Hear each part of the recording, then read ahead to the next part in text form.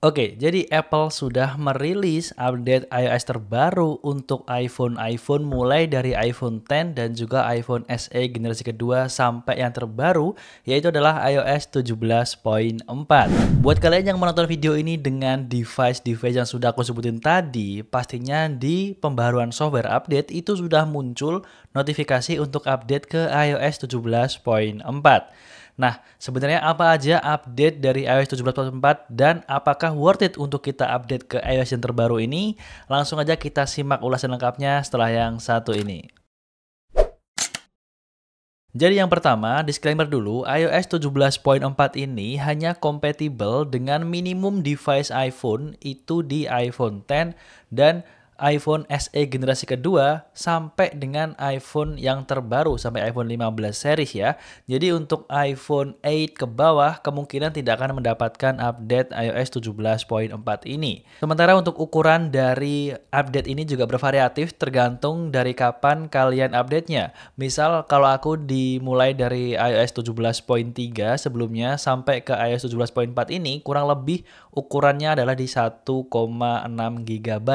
Nah, jadi buat kalian yang misalnya kalian di iOS 16 upgrade ke iOS 17.4 mungkin size-nya akan lebih besar. Lalu apa saja pembaruan yang dibawa oleh iOS 17.4? Nah, yang pertama adalah adanya emoji yang baru nih. Ada beberapa emoji seperti emoji jamur, phoenix, jeruk nipis, rantai putus, dan kepala bergeleng itu tersedia di shortcut emoji. Jadi bertambahlah emojinya gitu ya. Kemudian ada 18 emoji orang dan badan yang menambahkan pilihan untuk memposisikan ke kiri atau ke kanan. Itu dari segi emoji bertambah untuk update-nya. Kemudian yang kedua terkait Apple Podcast. Di Apple Podcast ini sekarang kita bisa mentranskrip audio. Jadi kita bisa melihat tulisannya seperti apa ketika orang itu ngomong ya, seperti itu.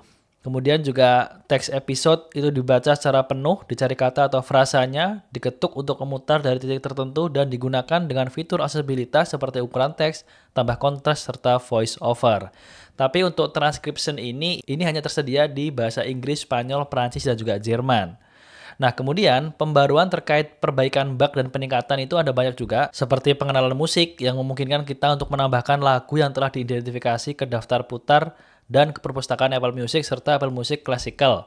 Kemudian ada perlindungan perangkat curian mendukung pilihan untuk keamanan yang lebih ketat di semua lokasi. Nah lanjut, ini yang penting ya. Jadi di kesehatan baterai, di pengaturan itu menampilkan nggak cuman baterai health-nya aja, tapi juga menampilkan jumlah siklus, tanggal produksi, dan penggunaan pertama di model iPhone 15 dan 15 Pro. Tapi ini device-nya hanya di iPhone 15 dan juga 15 Pro ya. Untuk device yang di bawahnya itu belum ada. Kemudian yang selanjutnya adalah memperbaiki masalah yang buat gambar kontak menjadi kosong di lacak ketika kita search gitu kan, kosong gambar kontaknya.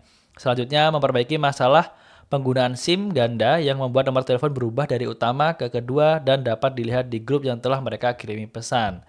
Nah, jadi itu update di iOS 17.4 dan mungkin update ini nggak apa ya, fiturnya nggak akan dirasakan oleh semua iPhone. Ya, memang ada beberapa yang hanya bisa di iPhone 15 atau iPhone 15 Pro, tapi secara overall memang ini sudah sudah bisa diupdate dari iPhone yang sudah kompatibel untuk upgrade di 17.4.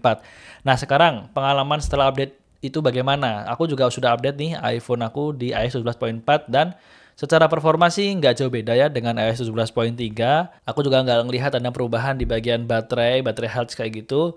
Dan ya, setelah seharian aku coba untuk update ini, itu untuk konsumsi dayanya juga nggak terlalu boros ya, sepengalaman aku ini. Jadi aman buat kalian kalau misalnya kalian mau update ke iOS 17.4, silakan aja. Ini aku rekomendasikan karena merupakan major update. Dan kalau misalnya kalian ada pertanyaan atau sharing terkait yang sudah update di iOS 17.4, kalian bisa komen aja di bawah. Mungkin segini dulu untuk informasi mengenai update software iOS 17.4. Semoga video ini bisa membantu teman semua, khususnya buat kalian yang sekarang lagi bingung mau update ke iOS terbaru atau enggak. Sampai bertemu di video selanjutnya, saya Galang pamit dan have a nice day.